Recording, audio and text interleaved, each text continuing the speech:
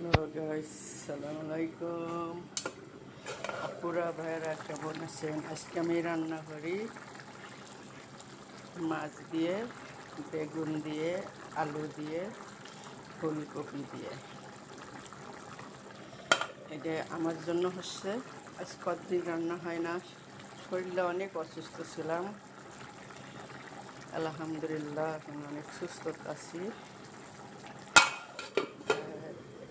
এই আছে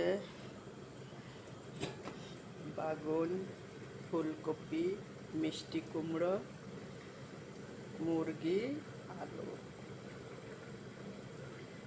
এটা হইলে মামাকের জন্য।